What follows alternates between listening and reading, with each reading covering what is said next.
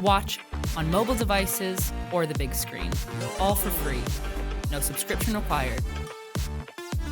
Download Beely now. The events in this program are inspired by a true story. Names, dates, and details have been changed. Viewer discretion is advised. The owner of a local restaurant is shot dead and an armed robbery gone awry. His beloved pet Parrot is stolen by a customer who meets her fate at the hands of the robber. Now, there are 2 dead bodies, and the only witness has feathers and a beak. Polly want a cracker?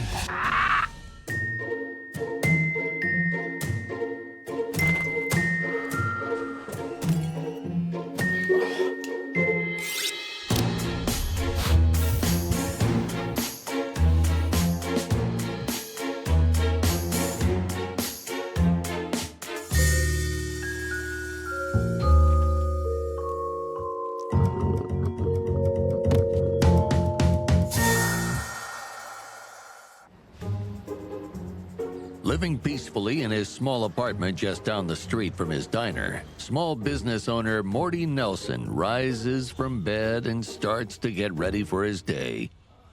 With no close family, the first thing he does every day is say hello to his only companion, a talkative parrot named Crackers. Hello. Good morning. Hi. Hi. Morty has devoted his life to his pet, spending the past 7 years teaching Crackers a multitude of tricks and words.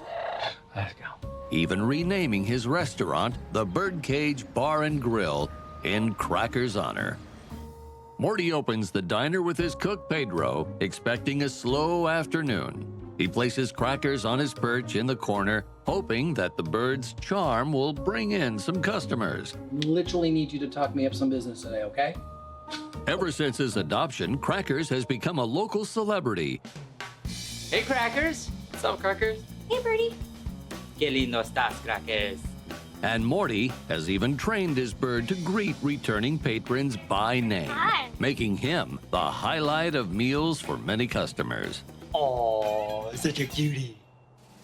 Being a celebrity, any kind of celebrity, even a local celebrity like Crackers, it's kind of a double-edged sword because people want to come around you, they want to flock to you, and that's good and bad because sometimes some of those people are shady.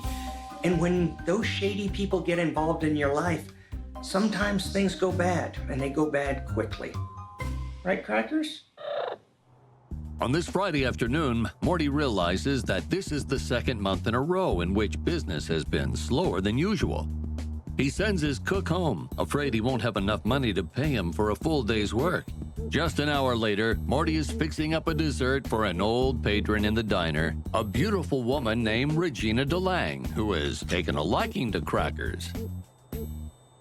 As Morty heads back to the kitchen to wash some plates, a man enters the diner. He looks to Regina and flashes a sultry smile. Despite not knowing him, she smiles back.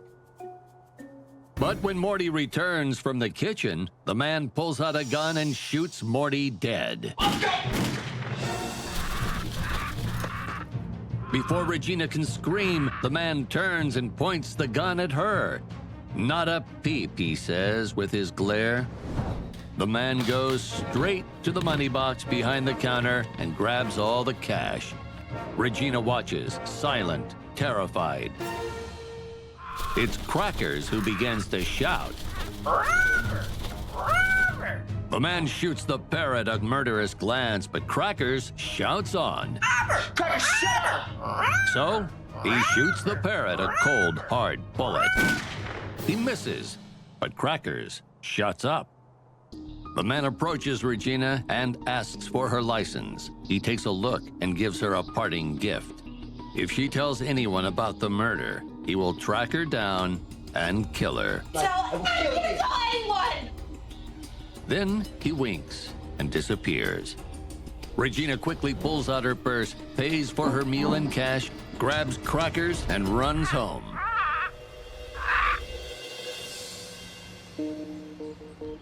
When Regina reaches her apartment, she picks up the phone to call the police, but then puts it down. She remembers he will kill her if she talks. Everyone reacts differently to traumatic events, and this lady had no idea that staying for dessert was going to drag her into a homicide. And the icing on this cake is that her life will be threatened if she calls the police. And what about crackers, she thinks? She decides she'll keep him until police are able to solve Morty Nelson's murder on their own. In her confused stupor, Regina made a significant mistake. She took something that was recognizable by anybody in town. So what does she do? She can't give it to somebody because they'll know immediately who it is. And here's the problem. If you've seen a murder and you don't report it, you could be considered an accessory after the fact. Police arrive at the restaurant and begin an investigation. On the case is Detective Laura Brewer, a new transfer from a district in Harlem. Brewer leads the charge in search for evidence, but the bar and grill doesn't offer much. There are no security cameras to capture what took place, no eyewitnesses, and police can't decide on a motive. What was the initial target of the robbery? Was it the cash missing from the money box, or was it the famous bird in the window? Police have seen it all. They've seen people kill for drugs, for memorabilia, even for small amounts of cash. Everything has a price tag, so they can't rule out the thought that somebody killed for crackers. Detective Brewer discovers her only clue on a table, a half-eaten cupcake, a bill overpaid in cash, a seemingly random bullet hole from above Cracker's perch, and bright orange lipstick on a coffee cup. These are clues that lead to a number of different and conflicting conclusions. If this was a robbery, why was the money left over? And why did the person massively overpay? Second, if the robbery was intended to secure the bird, then why did they shoot at it? And now that they've got it, does that mean the bird could be dead by now? Everything in this case seems to be pointing to one conclusion. The person who killed Morty was there to steal crackers. After Detective Brewer collects the evidence, she turns to the body of Morty Nelson. She thoroughly inspects him to see if there were any clues left behind. But she finds nothing. The clock is ticking. Brewer has to act fast to find the killer before he strikes again.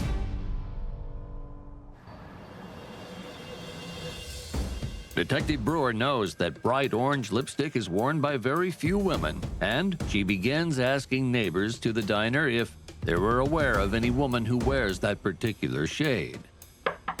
Police! Hours of door-to-door interviews finally give way to a name, Regina DeLang, a woman known in the area for being eccentric.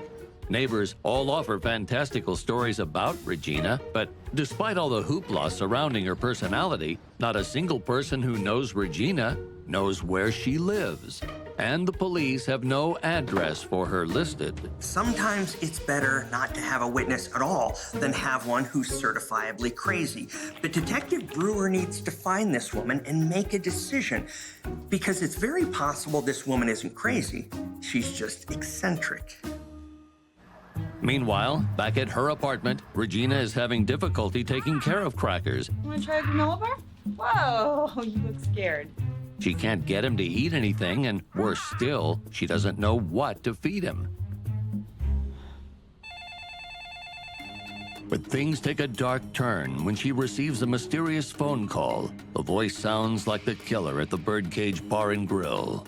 These are Regina's worst fears confirmed. The killer is making good on his promises, and she can't ignore him anymore. After a few minutes of seemingly normal chit-chat, the killer says he's going to come over to her house so they can cook dinner because she owes him for not killing her. If she refuses, he'll burn down her apartment building. At this point, Regina does not have much going for her. I mean, she doesn't know the guy's name. She doesn't even know where he lives. She got nothing for the police. And she's afraid that they might not believe her anyway because she was the one who took the bird. So if she then goes and accepts this guy's plan instead of going to the police, though, there's something wrong with her brain chemistry. Regina dances around the man's request for as long as she can, trying to form a plan of action, but the more they talk, the more he turns on the charm. In just a few minutes, Regina's guard is down, and she jokes with the killer. She asks if he has any plans to kill her when he comes over, and he says he only wants his thank you dinner, and then he'll be on his way. Regina hesitates, and then agrees to the dinner if he promises she will not be harmed.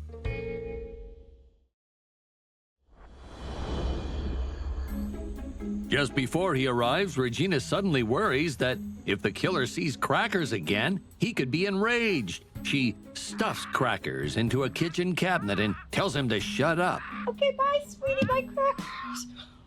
Whew. Minutes later, the killer arrives to Regina's apartment with a bag of groceries, and he tells her he will help her cook a gourmet Italian dinner. The two cook dinner, making conversation and having a good time. Regina's guard continues to drop, and he feeds her baby tomatoes.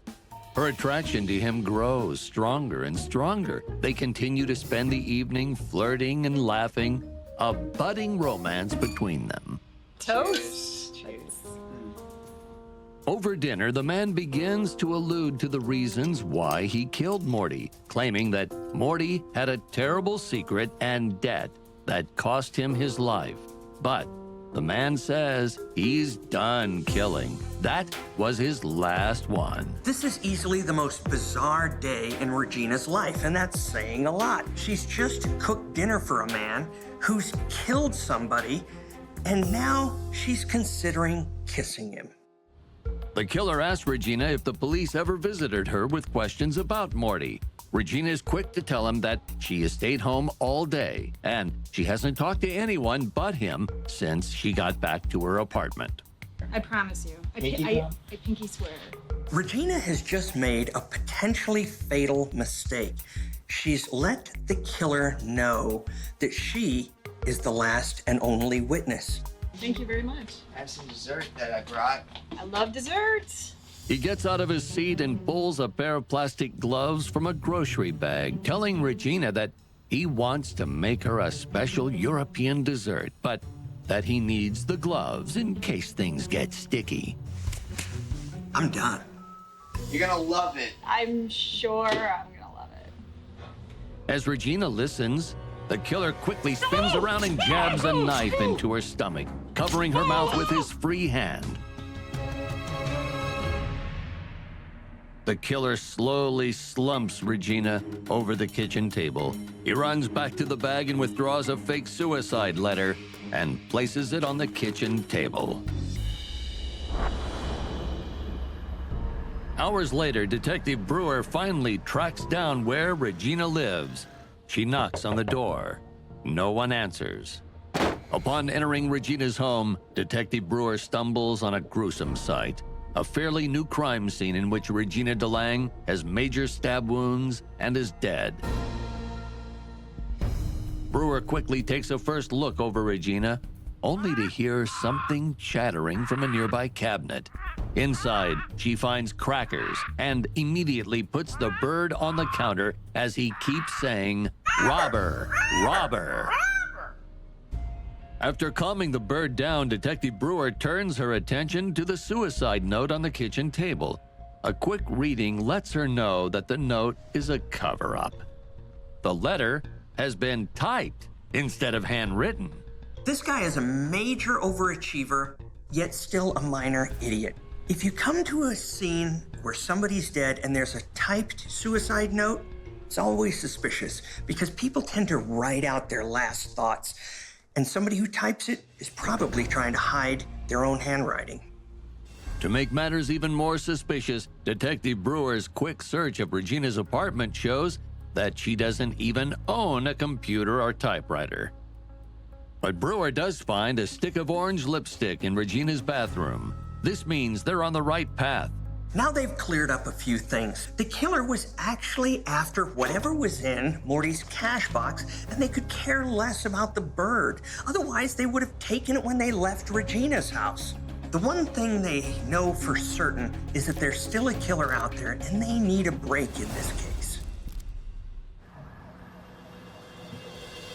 Detective Brewer quickly tosses out the theory that Regina committed suicide.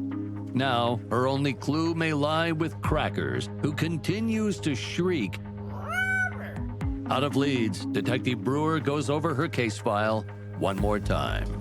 It's gotta be feeling pretty impossible for the detectives at this point. I mean, this was a really messy murder and there's a lot of evidence, but none of it ties together. But as Brewer watches forensic experts go over Crackers with a comb for any physical evidence, she listens closely as Crackers continuously shrieks, "Robber! Robber!" Brewer finds it odd that out of all the words that Morty would have taught his parrot, that he would have taught him robber, as it would be a word the parrot would really never use. She remembers from an interview with the diner's cook that Morty taught Crackers the names of certain customers. That way they could be greeted when they entered the restaurant. And suddenly, it clicks. They might have their best clue right in front of them. Brewer posits that Crackers is not saying robber at all, but is actually saying the name, Robert. On a hunch, she races back to the bar and finds a number of receipts from the past few days on the counter. She thinks Morty must have known his killer, which is why he was killed instead of just robbed. It's a crazy Hail Mary kind of hunch, but when somebody is on the loose out there killing people, you have to follow every lead.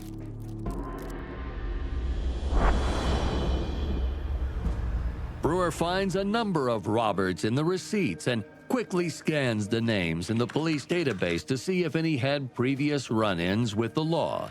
One, Robert Penny committed a string of assaults and a number of past jobs that included him working with mafia types as an enforcer. Lately, it had been rumored that Penny's newest business venture involved extracting money from small business owners who take loans out with gangs. Detective Brewer sets out to find Robert Penny. When you've got a rap sheet as long as Robert Penny's, guess what? You go right to the top of the suspect list. Congratulations. And Detective Brewer is thinking, you know, if Penny isn't actually the killer, he hangs around with a community of people who probably knows who did it. Brewer learns that he works part-time at a department store. In under an hour, she's able to find him and bring him in for questioning. So now Detective Brewer has to be careful. Her prime witness is a bird, a pretty bird. But imagine trying to take that to trial. You're gonna walk into the court and try not to be laughed out of the room by the judge and the jury. So where were you the morning? Brewer hammers Robert on his whereabouts the morning of Morty Nelson's death. But Penny's only alibi is that he was out for a morning walk. She questions him about his whereabouts later that night when Regina was killed. I probably went home and took a nap. The detective continues to hit him hard in questioning. Who takes a nap at 7 o'clock at night? When was the last time he visited Morty's restaurant? Finally, Brewer nails Robert with the question she's been hoping to ask him all along. Did you murder Morty Nelson? Robert denies any wrongdoing, saying, You don't have any evidence. You don't have any witnesses. You don't have anything against me. You have to let me go. But Detective Brewer plays a hand that leaves Robert stunned. She tells him that the fatal mistake he made was that he left a witness behind who successfully ID'd him. This is an incredibly risky thing for a detective to do because she's given Robert all the information he needs to make sure he walks on this crime. All he has to do is play it smart because all Detective Brewer has is the testimony of a parrot. Detective Brewer can see Robert turn pale. She thinks she can hook him as long as she keeps the witness ambiguous enough.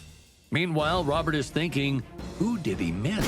Was someone in the kitchen, the bathroom, or are they here watching him? Fine, I will tell you everything. Robert finally cracks under the pressure and admits he killed Morty and stole the cash because Morty had not been making payments to Robert's bosses for nearly 18 months. After his confession, Detective Brewer asks Robert if he would like to face the individual who ID'd him at the scene of the crime. Scoffing, Robert obliges, wanting to see who would be at his mercy if he was ever released from prison. Brewer takes Penny out of the interrogation room, where he sees Crackers in a cage. The bird instantly begins yelling, "Robert! Robert! Robert! Robert is stunned, a mix of anger and frustration at his being duped by a detective and a bird. But he knows that his confession has already put him away for good. This is the kind of case that's solved only by a creative, even an imaginative detective. And what's ironic about this is while Robert Penny is going to be rotting behind bars for the rest of his life, Crackers has escaped. Crackers is going to live the rest of his life in a bird sanctuary. Never again behind bars, never again a jailbird.